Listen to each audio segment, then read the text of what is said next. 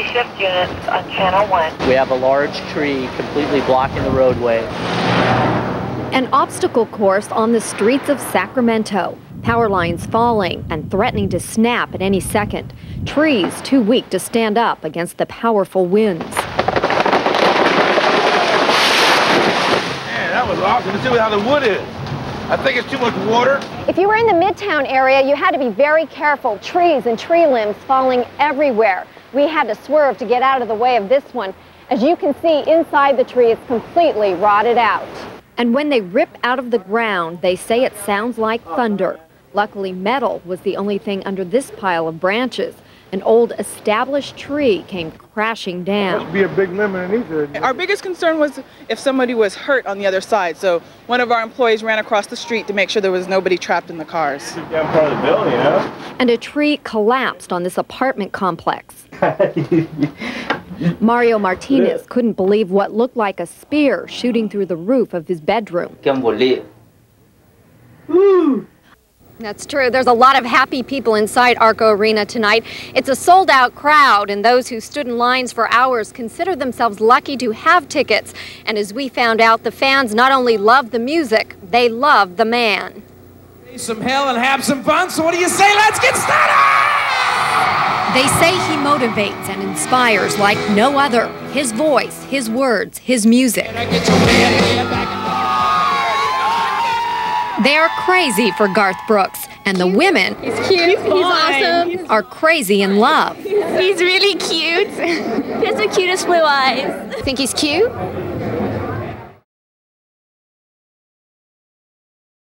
The backcountry can be a dangerous place, especially with all the new snow that has fallen here in the Sierra just within the last few days. Sheriff's deputies have made a discovery inside Kaczynski's jail cell. It comes at the end of a very unusual day.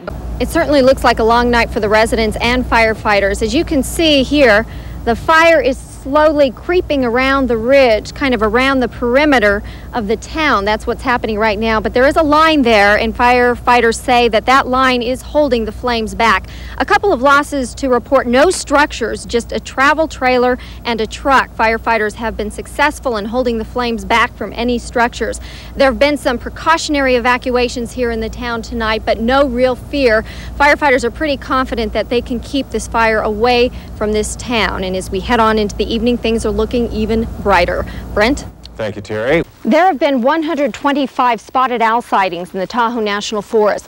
Biologists go around looking for their nests in an attempt to restrict logging and human access around their habitat. As it stands now, a tree 30 inches in diameter cannot be cut down. The mood there was pretty much somber, not a lot of smiling. There seemed to be a feeling of defeat in the air. But when Jan Jones walked into the room at about 20 to 11 tonight, the room suddenly came to life. People were cheering. There was a lot of enthusiasm. And Jan Jones told her supporters that they put up a good fight, they worked hard, and she says she's not sorry that she got into the race. Good evening, I'm Terri Hardesty filling in for John Sasaki. It's become a disturbing trend. Within the last 2 days, 2 bombs have exploded in 2 Forest Service facilities. Now new reports say a Sparks office was also threatened. Channel 2's Krista Vasquez reports. Krista Vasquez, Channel 2 News. All 3 incidents are under investigation. The FBI and the ATF are helping local authorities find who's responsible.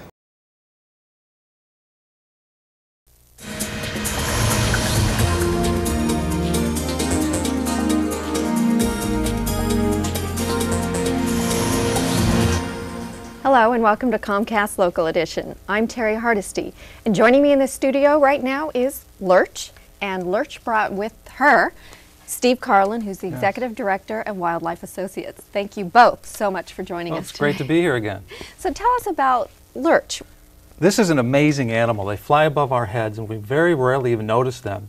But without the turkey vulture, we would have dead animals all over the place and diseases rampant in our society. Right, we see, whenever we look up, I always see this, especially in certain parts of the Bay Area, the vulture going around and circling and circling and circling. And what they're doing up there is they're smelling. If you take a look, they have a huge hole in their nose. They could smell a dead animal a mile away. I'm glad I can't eat them. Now, some people would say this is just downright gross, what Right. you're saying.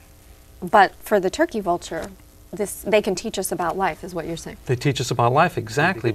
Today we are joined by Mike Nevin, who is a former San Mateo County supervisor. Thank you so much for joining us. Nice to be here, Terri. And we're here to talk about lessons learned from the past election. Do you think that it sent a message that people do not like special elections? Absolutely. They're shirking their responsibility. That's not leadership up there, and we deserve better in California. And these were very complex initiatives. We're talking about school funding. Even legislators don't understand that, and the average person is expected to know what that means. Those complex issues are expected to be worked out by those leaders.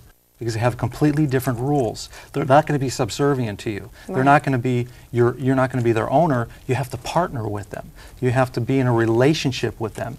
Not a slave-master relationship, but a two-way 50-50 relationship. And UConn will be going into a classroom soon, won't he? Yes, he will. Okay, thank you so much, you and UConn, for showing up. Steve Carlin with Wildlife Associates. Thank you. This is Comcast Local Edition. I'm Terri Hardesty. Thanks for watching.